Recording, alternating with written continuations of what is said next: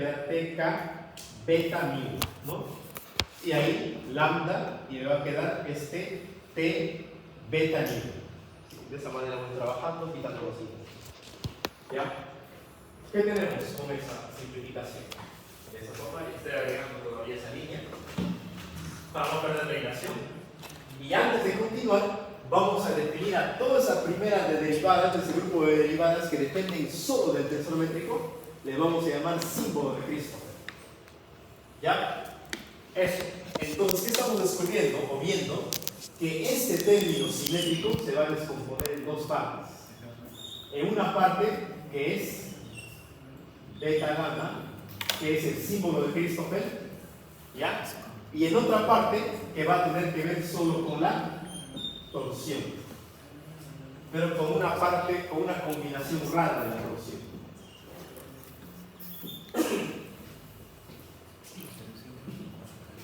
¿Ya?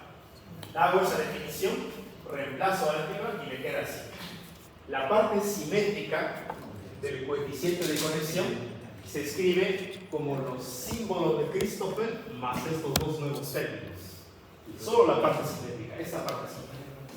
Christopher más esa combinación de torsiones. ¿Ya? Y claro, no olvidamos también esa definición que hicimos ahí, que la parte simétrica es un medio de la torsión. ¿Ya? Y bueno, el símbolo debería, el coeficiente debería descomponerse en una parte simétrica y antisimétrica. La parte simétrica está ahí, lo reemplazo, y la antisimétrica está ahí. Reemplazo los dos y tengo finalmente ese objeto reemplazando el primero y el segundo a grupo y me queda de esa manera. Entonces, el coeficiente de conexión se separa en dos términos. Los símbolos de Christopher, ya conocidos en la literatura de la relatividad general, y estos tres nuevos términos. Me faltó factorizar el numérico, no está de más ahí.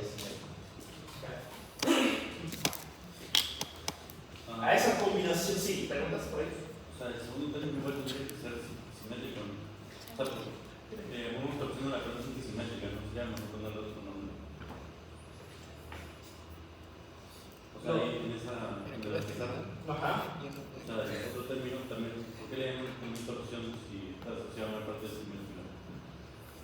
No. Lo que pasa es que este es simétrico, pero no, él es simétrico, él con él juntitos. Son simétricos. Ajá, todo esto forma la parte simétrica. Todo, no solo los dos juntos. Una parte que es antisimétrica, más esta parte, esa combinación rara, genera ese término simétrico. Cuando lo reemplazo, agrupo con ese término de ahí, que está definido antes, que está en función de la torsión, que es solo un hijo, y ahí me queda esa combinación de puro antisimétrico. Esta parte sería más que todo puro antisimétrico.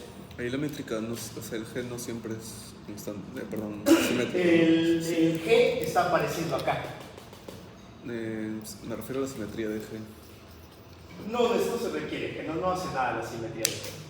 No genera nada nuevo. ¿Ya? ¿Qué es lo interesante de esto? ¿Sí?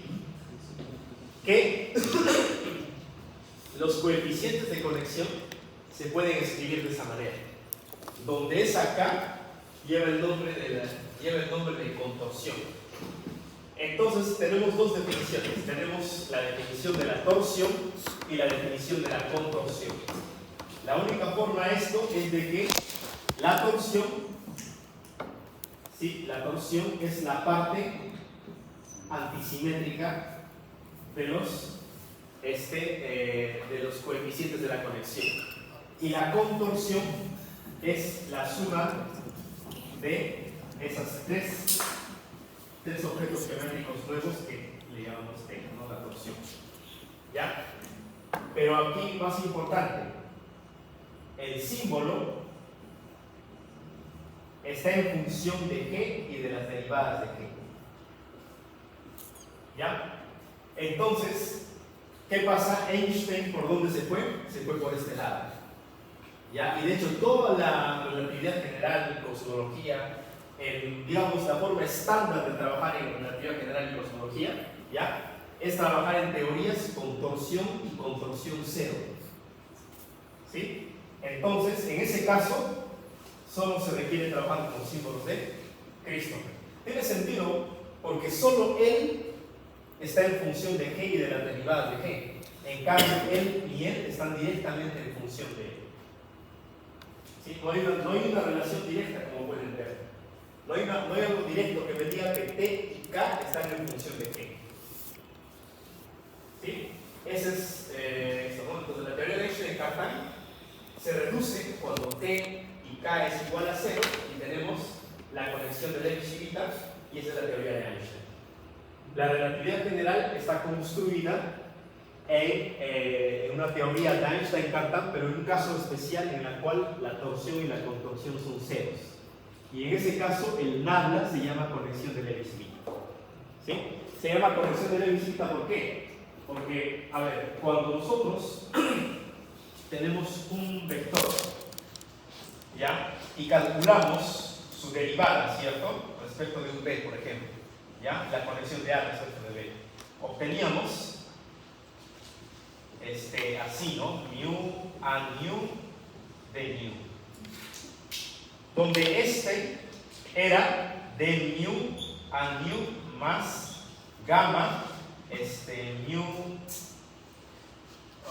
sigma, me parece, de sí. Si era mu, me falta, a ver, mu, cuando lo derive, me quedaría mu, de esta manera, y por eso salía así, algo así.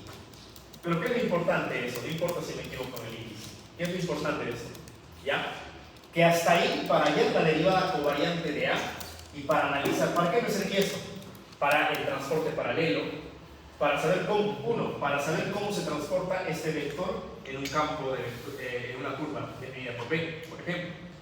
¿Para qué me sirve esa derivada? Para saber cómo A se transporta paralelamente en B. ¿Se puede o no se puede? Con eso puedo definir transporte paralelo y puedo construir también la geodésica, si conozco eso bien.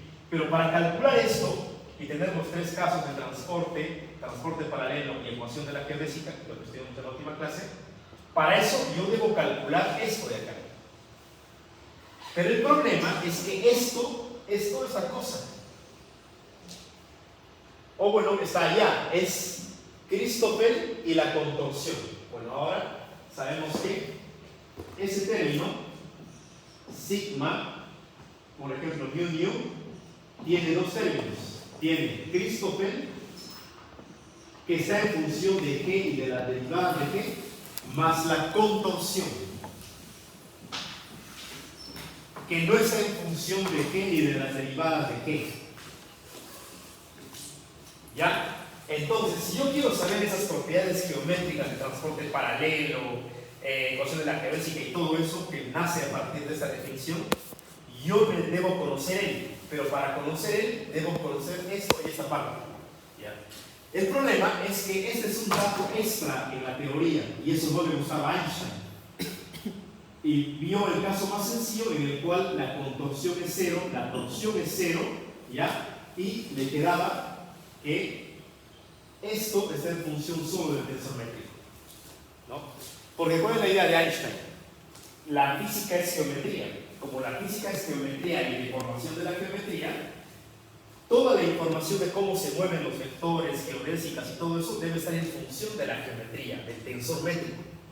Por eso es que él quitaba esa parte, es un caso más sencillo, ¿ya? Y me queda esta conexión en función de G y de la derivada de G.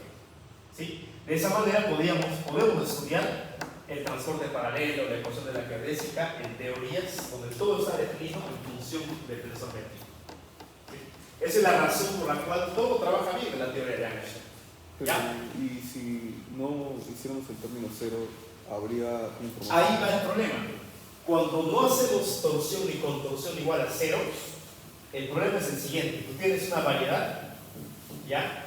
¿Y qué cosa es la idea de Einstein? Tú pones materia, Entonces, tú conociendo la información de la materia, o tensor, energía, momentum de la materia, densidad, presión, todo eso, conociendo esto, tú puedes construir la métrica del espacio-tiempo. Esa es la idea de Einstein. Conociendo cómo se distribuye la materia, yo puedo saber cómo se deforma el espacio-tiempo. Puedo construir G. Si construyo G, puedo medir distancias, ángulos, varias cosas. ¿De acuerdo? Ese es el razonamiento. Conociendo la materia, conozco él. ¿Sí? Pero el problema es que para la torsión y por ende la contorsión, hablando de ambos, T y K, para él se requiere una extra de información. Se pone a mano. Hay que poner a mano fuera de esto. Es como que no están del todo ligados los dos. Tienes que poner a mano la torsión y la contorsión, aparte de la materia, para recién resolver la métrica. Es muy extraño esa forma, ¿sí? De hecho, uno puede apagar la gravedad, o sea, quitas la materia y puede quedar torsión y contorsión todavía. O sea, puede tener un espacio-tiempo plano, sin curvatura, y tener torsión y contorsión. Puede haber eso. ¿Sí? ¿Por qué? Porque lo que pasa es que la torsión y la contorsión miden otra cosa. Tiene que ver con que los vectores que se mueven en el espacio-tiempo ya puedan cambiar debido a su espín. No es lo mismo. O sea, lo que dice la contorsión es, tenemos que poner un ejemplo, pero básicamente es eso, ¿no? Tenemos un vector ahí. Si este vector rota, nuestra intuición de Euclida, ¿qué dice? El vector rota, no pasa nada. Pero según esto, si habría torsión y contorsión, solo por rotar se ha movido así. El hecho de rotar ha hecho que cambie por su rotación. Entonces, la rotación genera que los vectores en este espacio-tiempo, digamos, se tuerzan, ¿no? Solo por rotar nada más. ¿Ya? Y no tiene que haber gravedad. Eso es lo raro. Puedes eliminar materia y tener Minkowski plano, y en ahí puedes tener torsión y contorsión. ¿Sí? Lo que significa, parece que puedes tener un espacio-tiempo plano y todo lo que tú quieras, y ahí puedes tener vectores que se tuercen debido a su rotación. Es como asumir que el espacio-tiempo tiene una rotación intrínseca, ¿no? Cada objeto que está ahí es intrínsecamente, por rotar, puede cambiar sin necesidad de gravedad. ¿Sí? Eso me gusta, básicamente. Lo que se trabaja es así, ¿no? Doy materia, información, resuelvo las ecuaciones y obtengo la métrica. Cómo se deforma el espacio-tiempo, cómo es una distancia, todo eso. ¿Ya? La reconciliación entre ambas, por muchos años se cree todavía que tiene que ver con la gravedad cuántica, se tiene la esperanza. De hecho, cuando uno trabaja supergravedad, ahí sí hay torsión y contorsión y bueno, tratan de buscar la reconciliación. Pero no hay nada así como que dice un resultado grandioso y hay que movernos a la torsión. No hay nada. Por ahora no. Ayer me quedó una definición. Si la contorsión es cero, ya estarías eliminando todo eso. Simultáneamente tenemos que asumir que la torsión primero es cero y luego la contorsión es cero. La torsión nula implica una contorsión nula. ¿Ya? Pero, Sí. o sea, se está diciendo que por ahí la torsión es como que se viera un potencial de Algo intrínseco al espacio-tiempo, tal que cuando tú lo rotas algo puede torcerse, sin necesidad de haber materia. Uno dice, este vector acá, pongo materia, deforma el espacio-tiempo se deforma y el vector se dobla por la deformación. Tiene sentido, ¿no? Ahora, tomo un espacio-tiempo plano, no hay ninguna deformación. Sin embargo, podrías tener vectores con torsión y contorsión en un espacio-tiempo plano sin materia, pero cuando gire, esto cambia de dirección. Intrínsecamente. Sí. Claro, ustedes dirán, pero profesor, eso lo conocemos. El tronco, ¿no? Ya hablamos del tronco y precesa, ¿cierto? Pero ¿por qué precesa? Por la gravedad. Momento angular, gravedad, ¿cierto? Genera ahí una fuerza resultante y precesa. La gravedad está ahí. Pero pueden tener ustedes otra vez un espacio-tiempo plano, sin nada de gravedad. Cero gravedad. ¿Ya? Y ahí tener un vector que solo por el hecho de rotar se va a mover sin tener que haber gravedad. De manera intrínseca, la rotación hace que los vectores se tuerzan. Intrínsecamente. ¿Sí? Es súper extraño. Y eso, ¿no? Yo estaba revisando un poco más y buscaba información acerca de qué pasa. ¿Qué pasa si tengo una teoría tal que la gravedad se apaga? G es 0, o bueno, es constante, Minkowski. Se puede demostrar que esto es 0 todo, porque este depende de G y de las derivadas de G, y como son constantes me da 0, y solo me quedaría este en función de la torsión. O sea, me quedaría el índice,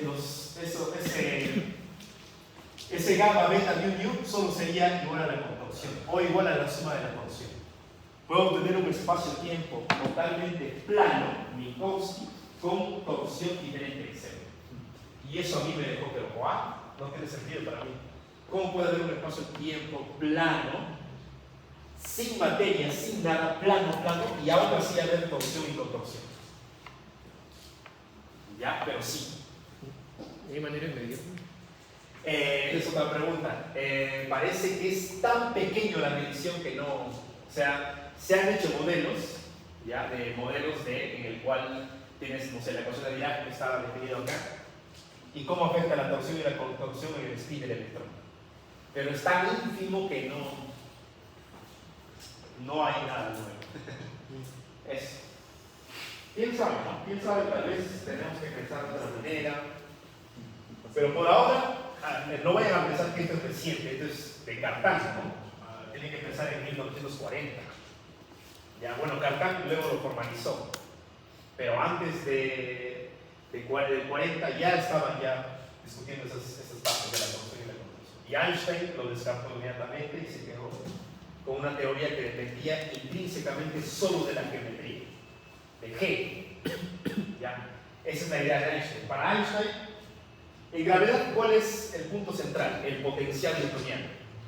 Para Einstein, el potencial newtoniano es el tensor métrico. Ya, ahí está toda la información de la gravedad en el tensor. ¿Ya?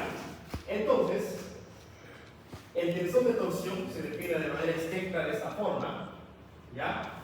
Como nabla de y respecto a x menos x nabla de y menos el conmutador de x y y, que es lo que conocemos como la derivada de y respecto de x, ¿cierto?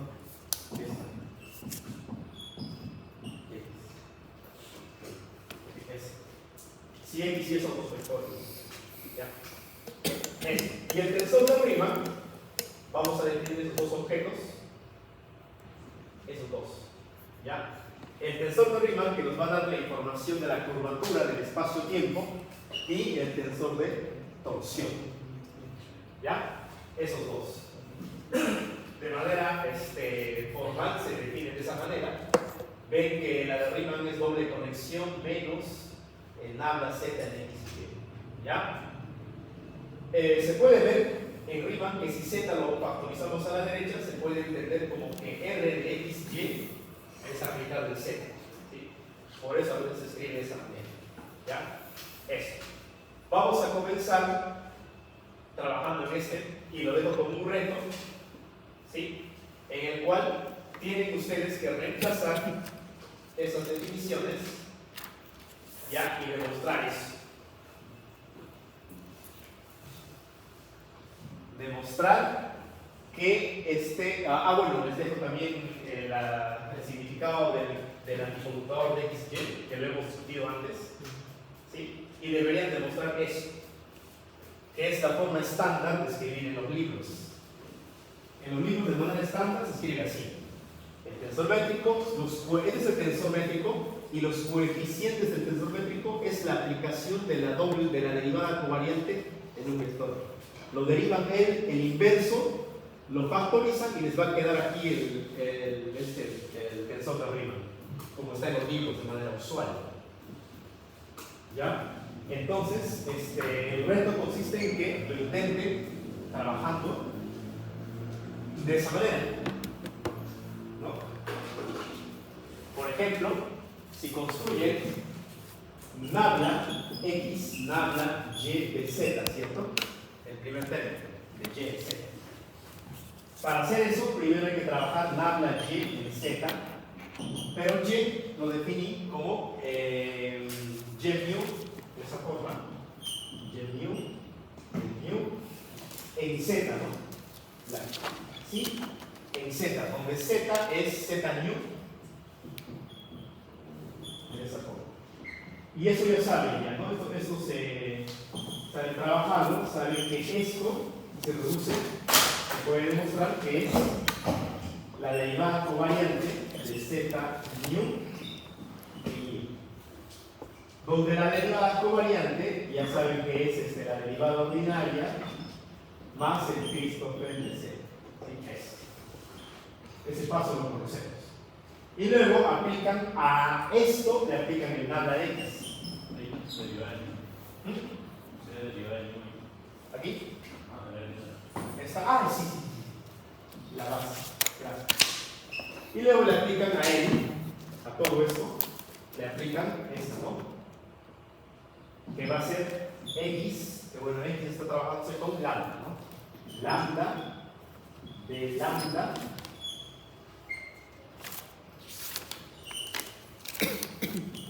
de todo este factor. ¿Ya? Pueden ver que todo este término en mu se está sumando. Es como si fuera un c mu de mu. ¿Sí o no? Entonces así me quedaría c mu de mu x lambda. Y otra vez, la aplicación de n en él se demuestra que es la derivada covariante de lambda y c mu de mu. Pero c mu es esto de aquí, todo eso. Así que eso me queda como x lambda, reemplazo y mu, lambda mu, z mu, de mu. De esa forma. Y ahí tiene lambda c mu, aquí, cuidado, lambda derivada covariante de c mu.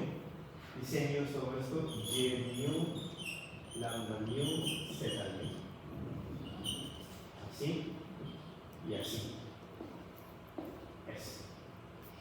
Luego tienen que aplicar aquí la derivada covariante de él, aplicando la regla de Leibniz de él por él, ¿no? X lambda al primero, lambda y mu por nabla mu z mu más, esto de ahí, él con él y luego a él, y mu, nabla, lambda, nabla mu, z mu, así, la doble. Cerramos de mu. Y tienen el primer término para él. Luego el intercambio, ¿ya? Y luego aquí, esto. Esa es una pequeña guía para que puedan trabajar. ¿Qué es ese XY? ¿No? Sé que X, bueno, es X por Y menos Y por X. ¿Cuánto es X? Es X lambda del mu aplicado en Y. ¿Dónde está Y? Ahí está. Y mu del mu. Menos Y mu del mu de X lambda de lambda. La derivada de tal cual. Aplican eso, factorizan y les va a quedar una combinación así. X lambda de la derivada de lambda y mu, si no me equivoco, menos y lambda de lambda x. Así. Y factor de la base. ¿Ya? Todo esto, si miran esta parte, hay una suma en lambda y el índice mu es libre. Así que todo eso le podemos llamar h mu, expandido en su base mu. Así que el conmutador de xy es eso, donde h mu es todo esto. ¿Ya? Ahora sí podemos trabajar en este término, ¿no? Si nos fijamos en este término, ¿qué es nabla de xy en z? Sé que xy es h mu, ¿no? Es como escribir nabla de h en z, lo que es h mu, ¿sí? Eso aplicado en nabla, cuando es nabla, se vuelve así. En Z, donde Z es Z new. Aplican, ¿no? H new. Esta es la derivada covariante de eso. Z new. Y listo. El H lo tiene. El H es toda esta cosita de aquí. Reemplazan, expanden, intercambio y todo, factorizan, debe quedar esto. Es más o menos, no es tan largo la verdad, pero requiere un poquito de paciencia. ¿Ya? Esto. ¿Qué vamos a hacer nosotros? Vamos a hacer otro camino, que es ligeramente más rápido. ¿Sí? De forma simbólica, el tensor métrico, no, perdón, el tensor de Riemann trabaja de esa forma, donde X, Y, Z son esos términos En ese y punto, los coeficientes. En ese punto no es lo mismo. ¿Ah? En ese punto no es lo mismo. El métrico con el de... No. Perdón, el de curvatura. El tensor de curvatura de Riemann se llama. El nombre completo es tensor de curvatura. Ya. Entonces, ¿qué cosa se hace aquí? Tenemos R, X, Y aplicado a Z. Eso. ¿Sí? Entonces, reemplazamos la definición R, X, Y, X lambda de lambda, coma, Y mu, D mu, en Z, Z que es Z mu, D mu, así. Y como X lambda, Y mu y Z mu son números, salen. Y podemos aplicar esto directamente en las componentes de la base. Así.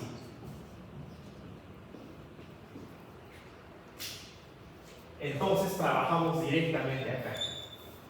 Ahí, trabajamos directamente aplicando ya no a los coeficientes que son como números que salen, directamente trabajo en la base de lambda, de mu. ¿Sí? Esa es la idea de esto. Entonces trabajo directamente en la base. ¿Y cómo se definía? Bueno, ahí está la definición arriba. Pueden ver la definición, ¿no? ¿Cómo se define eso? Entonces, ¿cómo se define a partir de la definición de arriba esta aplicación? Porque al final del día él es un vector, son vectores de la base, ¿no? Si usamos la definición, es nabla en X, nabla en Y, XY, nabla en lambda del primer término, nabla en mu, ¿sí? Aplicado en Z, que es de mu. Menos nabla en mu, nabla en lambda, aplicado en Z, menos nabla de X y de Y, ¿sí? Nabla de mu, De H. lambda mu, ¿sí? De lambda de mu, aplicado en Z, que Z es de mu. Pero ¿cuánto es el conmutador este de aquí? El conmutador de lambda de mu. Así al ojo. Esto es de lambda, segunda de lambda de mu, menos segunda de mu de lambda. Eso es 0, ¿no? Así que el término es más rápido, todavía desaparece el término y solo trabajamos aquí. Y eso sí es fácil, en comparación al otro procedimiento que les digo que hagan. ¿Ya? Es muy fácil. Pasar ahí, miren. ¿Cómo será el primero? Nabla mu de mu. Es la operación fundamental, ¿no? Mu, sigma de sigma. Estamos ahí. Luego a él le aplico nabla lambda, mu de mu. Ese es igual a nabla de lambda de sigma mu de sigma. Al primero, nabla. Bueno, como esta es una función nada más, sería lambda, es derivada ordinaria, mu, eso, por de sigma, más sigma mu, por lambda de D sigma. Pero N es lambda sigma, no sé, beta, digamos. No hay beta, no hay. Lambda sigma. Y así tengo el primero. El primero de ahí es D lambda sigma mu de sigma más sigma mu ahí lambda sigma de D. Ya va tomando forma. Es la primera derivada de él y el producto de él. Ese es solo para él. Luego para él lo restan y tenemos justamente lo que queremos. Ahí están las dos derivadas. Luego el otro término. Ahí está la primera derivada y el producto por la base. Primera derivada, el intercambio, ¿no? Y el producto por la base. Luego restamos. ¿Ya? Ese término es 0. ¿Sí? Restamos. Y al restar nos va a quedar el término de esa manera, ¿no? Ahí podemos colocarlo. El primero nos queda así y el segundo nos queda de esta manera. Son los dos resultados. Colocando. Para restar, quiero que tengan la misma base, ¿no? La base de expansión. Ahí está en eta, ahí está en sigma. Lo cambio sigma por eta para que pueda factorizar la base de diferencial de eta. ¿Ya? Lo cambio y cuando lo cambio y factorizo y resto, me queda todo eso. Todo ese término que está ahí adentro, la derivada en los símbolos o los coeficientes de la conexión y el producto de los coeficientes de la conexión, todo eso es el tensor de Riemann. ¿No? Y en los libros se escribe así. Directamente este. ¿Ya? Es el tensor de Riemann que se escribe en los libros, ¿sí? Solo para aclarar, ¿qué diferencia hay entre ustedes saben, ¿no? Ustedes tienen una curva, por ejemplo, y ustedes pueden saber la curvatura de esa curva conociendo este radio. Se supone que la curvatura es inversamente proporcional al radio de curvatura, ¿cierto? ¿Ya? Esa curvatura es extrínseca. ¿Por qué? Porque estamos analizando la curvatura de este universo unidimensional saliendo a una dimensión mayor. ¿Ya? La pregunta es, si tu universo es este y tú eres la hormiga que vive en ese universo, ¿cómo tú puedes saber si tu universo está curvado o no sin salir de tu dimensión? ¿Ya? Esa información la da Riemann. La curvatura de Riemann. ¿Sí? Esa es la diferencia. ¿Ya? Esta es la curvatura extrínseca, la curvatura de Gauss que van a encontrar en los libros. ¿Ya? Y esta curvatura estudiada por una hormiga que vive en su universo sin salir de él es la curvatura de Riemann, es la curvatura intrínseca.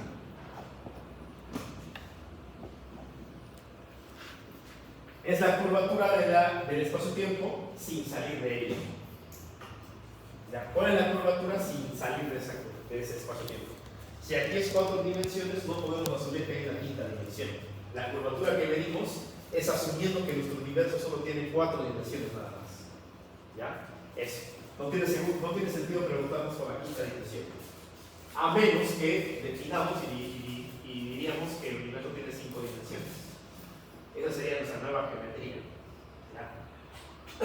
De esa manera. ¿Sí? Para la torsión es mucho más elemental. Pueden hacer el cálculo rápidamente. ¿Ya? Y les va a dar lo que habíamos conversado antes. La resta de los dos, esos dos coeficientes, de uno con el intercambio de índices, que es justamente la torsión. ¿No? Esa.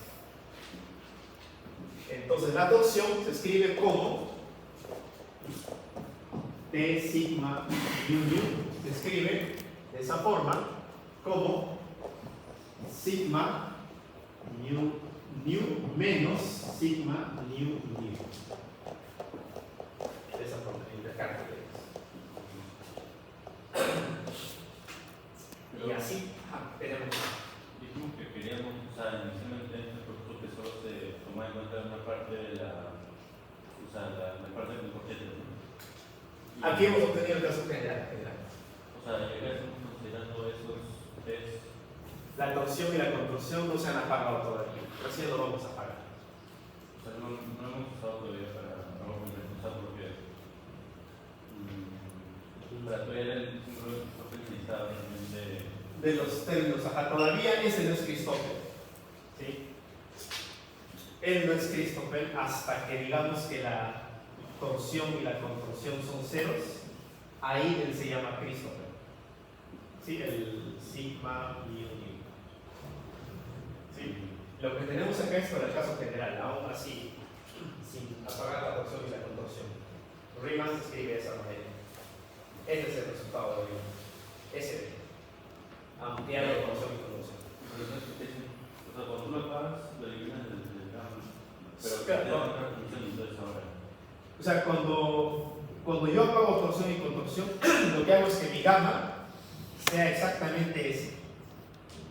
¿Y qué es eso? Que dependa de G y de la derivada de G. Y eso va a implicar que la curvatura de Riemann va a depender de G, de las derivadas de G, y además de qué va a depender.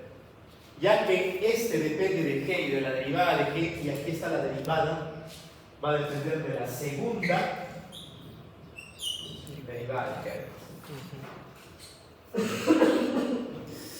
¿Ya? Eso es. Pero la curvatura eso no implica que haya torsión en el. No hay. Cuando lo apagamos sucede esa cosa bonita, pero si no lo apagamos no sucede necesariamente. Ajá. Se requiere más información para resolver el problema. ¿Qué es lo que deseamos? Apagar torsión y curvatura y tener este caso. ¿Ya? ¿Por qué este caso? Porque como Einstein buscaba sus ecuaciones, él buscaba un campo fundamental sobre el cual varía todo. ¿Sí? El problema es que él intentó con la curvatura de Riemann. Él creía que él iba a hacer la curvatura para. Él quería construir una función de Lagrange, ¿no? Una acción. ¿Cuál es mi lagrangiano de Lagrange? Esa era la pregunta de él. ¿Ya? Yo sé que una acción depende de x y x punto. ¿Cierto? Pero mi tensor de Riemann depende de g y además de la segunda derivada. Entonces, eso no le gustaba a él. Los términos de segunda derivada están en los que son verde. Estos acá, en él y en él. Pues Ahí está. Entonces, eso un poco mayor a Einstein, no le gustaba esto, ¿no? Quería encontrar, él deseaba buscar otro elemento geométrico intrínseco, como la curvatura, pero que solo dependiera de G y de la derivada de G. Algún otro elemento que no dependiera de la siguiente. ¿Cuál sería entonces la interpretación de G y de G? ¿De G y de la derivada? Sí, dentro de Riemann. No, esto es lo bueno. O sea, imagínate tú. Imagina que tenemos la curvatura, pero está bien, está en función de G, de la derivada de G, de la segunda de G, pero además está en función de la torsión y la contorsión. Ya, eso no gusta. Yo quisiera algo como esto. ¿Por qué? Porque para saber la curvatura, yo solo necesito saber la geometría. Porque tener G, cuando uno piensa en el tensor métrico, tiene que pensar en una regla. ¿Cómo mido distancias en ese espacio-tiempo? Si mi curvatura depende solo de G, eso es bueno. Porque la curvatura solo depende de cómo mido distancias en ese espacio-tiempo. Es como que, ¿cómo sabemos que la Tierra está curvada? Hago un experimento triangular, ¿no? Una luz acá, uno por allá y uno por allá, y veo si la luz se curva cuando va mucho más lejos para allá, regresa y todo eso, ¿no? La triangulación o la construcción de un triángulo me permite saber si la Tierra está plana o curvada, ¿no? Los ángulos, ¿se acuerdan? Ángulos menores, mayores, ¿cierto? Eso, ¿ya? Construir un triángulo me permite saber si está curvado o no. Pero para medir estas distancias, yo estoy asumiendo que tengo G, el tensor métrico, que me describe la geometría curva. ¿Ya? Es claro que si yo encuentro curvatura, lo hallé usando G. ¿Cómo? Midiendo distancias y ángulos. Entonces la curvatura debe estar en función de G, sí o sí. Solo de G. Esa es la idea de que me quede así bonito. Y para que me quede así bonito, la torsión y la contorsión deben ser nulos. Porque si no es nulo, la curvatura te queda en función de estos dos que te malogran el panorama. Lo elimino y me queda finito todo. ¿Y quieres sacar la segunda derivada para formar un Lagrangiano? Bueno, la idea de Einstein era eliminar la segunda derivada y luego se dio cuenta de que no podía, que tiene que haber la segunda derivada. Lo que implica que la teoría de Einstein es una teoría en segunda derivada, así que necesitamos para resolver esta acción tener información de la primera derivada de G. Tenemos que saber cuánto, tenemos que fijar la derivada de G, comportamiento de la derivada de G. Es una teoría en la cual tenemos que definir, dar una condición inicial a la primera derivada de G para que esté bien definido. ¿Sí? Si la teoría fuera a sacar, solo tenemos que dar información de G en el borde, ¿no? ¿Se acuerdan que en el Lagrangiano X punto? Para describir bien esto, solo requerimos saber cómo se comportan los extremos. Y todo bien resuelto, ¿no? El delta de X en los extremos, 0, ¿no? Eso. Pero y la solución, ahí no sería medio difícil de allá porque dice que es 0, la fijas en 0 para el Christoffel, pero después al mismo tiempo usas los Christoffel para ver entonces no sé cómo harías para, Este es un círculo vicioso, ¿verdad? Sí, para exacto. Por eso es que este es un dato extra, tú tienes que meter al problema este. Ajá. No sirve mucho tener una función de los De T y K. O sea, no puedes tener dos funciones G y derivar. No los tienes. Esta si mira las expresiones anteriores, T no está necesariamente en función de G o la derivada de G, tampoco K. Lo que implica que T y K es una información extra. Tal vez significa que estamos en un espacio tiempo. Medimos materia, cómo se distribuye la materia. Con eso podemos tener información de G. Listo. Pero también tal vez en ese universo tenemos que colocar los vectores y ver cómo se tuercen sin influencia de materia para tener información de T y de K.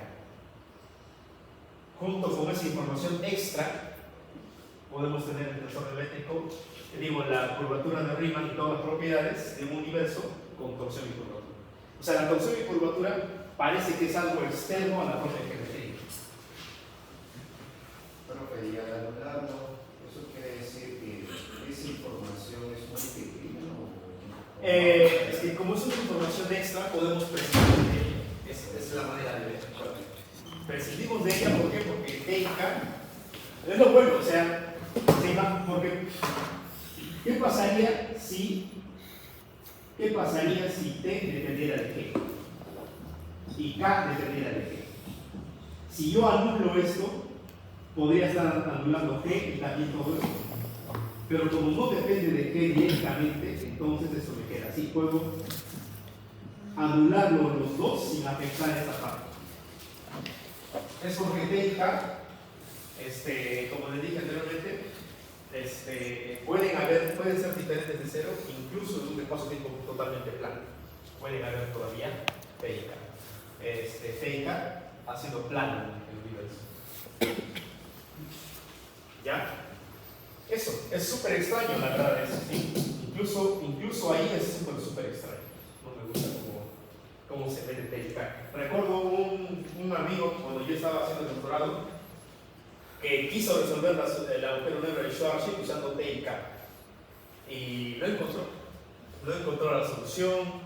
Los profesores le reclamaban, yo recuerdo que los profesores le reclamaban, me dijeron, pero ¿qué estás haciendo con T y K? Pero le dijeron que no, o sea, estás perdiendo tu tiempo, nadie trabaja con eso, es crackpot. Ya es crackpot, es como que trabajas en locuras tontas que no tienen sentido, ¿no? ¿Ya? Casi nadie trabaja en torsión y contorsión, a menos que tenga una interpretación nueva e interesante. ¿Ya? A menos que haya una interpretación nueva e interesante. ¿Sí? Con mucho cuidado. cuidado la contorsión y la torsión. ¿Ya? Entonces, ahí tenemos la torsión y la curvatura recta. ¿Ya? Eso. Bueno, terminamos, nos quedan unos minutos, solo para explicar rápido esto, lo que se había prometido. Miren, tenemos el ejemplo de R2, X y Y, estoy preparando para también coordenadas esféricas, con animación y todo, fíjense. ¿Ya? ¿Qué sucede? Trabajamos con torsión y torsión nula, así que esos son los símbolos de Cristo, tal cual. ¿Ya? Que ahí pueden ver de que es directamente en función de G, de las derivadas de G. ¿Ya? Pero las componentes del tensor métrico en R2 es constante, es 1, 1, 1, 1. Es 1, 1, ¿no? X, X, G y Y. Así que todos los términos de Christoffel me dan 0. ¿Ya? Eso. Partamos del primer caso. ¿Se acuerdan? Bueno, es A. A es transportado a lo largo de la curva C y se definía de esa manera. O sea, yo les dije que la definición de transportar A lo largo de B es la conexión de A respecto de B evaluado en la curva C. Así les comenté, ¿cierto? Ya. Vamos a aterrizar eso en el caso este, ¿no? Como los Christoffel son ceros, ¿ya? Eso me queda así. Es simplemente la derivada de A en B. ¿Sí? Porque es cero los Christoffel. Es muy simple la ecuación. ¿Ya? Asumamos el caso que la curva en R2 sea una recta definida por Y igual a X más B, y A es un campo vectorial cualesquiera. B es el vector tangente a la curva, definida por Y igual a X más B. ¿Ya? Parametrizando la curva, X igual a T, Y igual a MT más B, donde M la pendiente, B el corte que ¿listo? Calculamos el vector tangente, que no es nada complicado, de X, M, de Y. ¿Listo? ¿Ya? Ahora que tenemos todo eso, vamos a plantear pues, ese campo vectorial general, ¿no? Que depende de X y de Y. En X, en Y, evaluado sobre la curva. ¿Qué significa? Que X depende de T, Y depende de T, así que eso me queda así. AX en función de T, AY en función de T. ¿Ya? La condición para que A sea transportado a lo largo de B, a lo largo de la curva dividida por B, es esta. O sea, dice que hacer esta operación implica saber cómo se transporta A lo largo de la curva, esa recta en este caso, definida por el vector B, tangente a la curva, o recta. Vamos a trabajar con M1, BC, o sea, la recta en el origen de coordenadas, pendiente 1 a 45 grados. Y sea este campo vectorial X de X.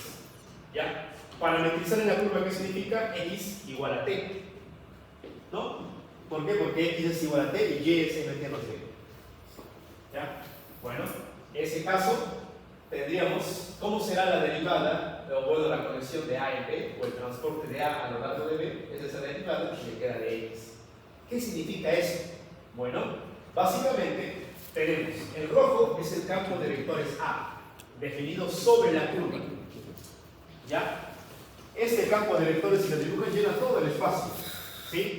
Pero el A evaluado en la curva, cuando X toma valores de la curva, X igual a T, se vuelve T de X, A evaluado en la curva, ¿ya? Y el campo de vectores A evaluado en la curva son esos en rojo.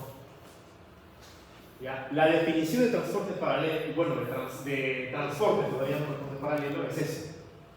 Está transportándose a lo largo de la curva, se puede ver.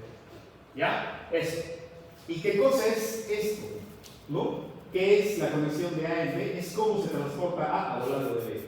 Se transporta en la dirección del eje X, ¿no? En el eje X va creciendo. Se va transportando y va creciendo en el eje X. ¿Ya? A medida que se va moviendo, va creciendo en el eje X A. Cuando se va transportando a lo largo de B. ¿Ya? Vamos a ver otro caso. ¿Sí? Por ejemplo, en ese campo vectorial. Y de X menos X de Y. Evaluado en la curva, bueno, me queda MT menos T, ¿sí? B es 0. Y trabajamos la pendiente CM1, B igual a 0. La curva azul es esa, ¿ya? Y el campo de vectores evaluado sobre la curva, o sea, el campo de vectores en rojo, por si acaso, ¿sí? El A evaluado en la curva es T de X menos T de Y. o en notación vectorial de pregrado esa, ¿cierto? T menos T. ¿Ya? Lo graficamos y es eso. ¿Ya? Y la derivada, bueno, la conexión de A en B me da ese término. Y ese término es justamente ese vector B, ¿no? Básicamente, otra vez nos dice la dirección en la cual va creciendo el campo de vectores A medida que es trasladado a lo largo de la curva. ¿Sí? ¿Ya? Pueden ver otro ejemplo, un ejemplo, digamos, con x cuadrado de x y x cuadrado de y, etcétera, ¿no? Y pueden ver que sucede de esa manera, ¿no? Donde el verde es el A en la conexión de A en B, que otra vez nos dice cómo A va creciendo a medida que es trasladado por la curva. ¿Ya? De esa manera se interpreta la conexión de A en B. ¿Ya? Ahora, el caso de que es transportado paralelamente, ¿qué significa? Que esa conexión de A en B era igual a 0. Lo evaluamos. Christoffel es 0, así que la derivada de las componentes de A debe ser igual a 0. ¿Cómo se resuelve eso? Bueno, igualando a 0 las derivadas a x y a y. ¿Y cuándo sucede eso? Solo cuando a x y a y son constantes. ¿Cómo era el transporte paralelo de pregrado? Agarramos un vectorcito y debe ser movido de tal forma que no cambie ni su longitud ni su giro, ¿cierto? Bueno, hacemos la gráfica y me da eso, ¿no? Pueden colocar la curva en azul y A es transportado paralelamente. O sea, la definición de transporte paralelo no es solo que el ángulo se mantenga, sino que el tamaño se mantenga. ¿Ya? Y ahí está el transporte paralelo como hemos visto toda la vida. Y eso solo sucede si el campo de vectores es constante. Si no es constante, no hay esto, por ejemplo, eso no es transporte paralelo. Ese rojo de ahí no es transporte paralelo. ¿Ya? Tiene que ser sí o sí constante. ¿De acuerdo? Esa es la idea. Y finalmente, la geodésica, ¿no? Era cuando la derivada, o bueno, la conexión de B respecto de D era 0. ¿Ya? Y esa ecuación es la que está ahí. Christoffel es 0 en R2. ¿Ya? Y me queda esa ecuación de segunda derivada. ¿No? ¿Cuál es la curva tal que B es movido a lo largo de ella y no cambia su longitud ni su dirección? Es la recta, ¿no? Igualamos a 0 cada componente XY y es la ecuación de la recta. Y la intuición es esa, ¿no? Es el vector B. La única curva en la cual en R2 es tal que su B transportado a lo largo de la curva es siempre la misma longitud y no cambia de ángulo es justamente la recta en R2. ¿Ya? Eso hay que mejorar, claro, es una situación más rara, ¿no? Hay que ver, ¿sí? Bueno, en la siguiente vamos a discutir un ejemplo muy bueno, ya que lo estoy reformulando, y vamos a calcular estos símbolos también de ahí, por supuesto. Y vamos a, estoy haciendo las animaciones para que sea más bonito y mucho más visual eso. Vamos a trabajar sobre esa curva en ese mundo esférico. Vamos a parametrizar la curva azul y vamos a encontrar la condición de transporte paralelo sobre esa curva azul de un vector. ¿Qué le pasa al vector cuando se transporta paralelamente en ese mundo esférico? Que no es tan intuitivo como es. ¿Ya? Eso va a ser. Y también la geodésica tendríamos ahí.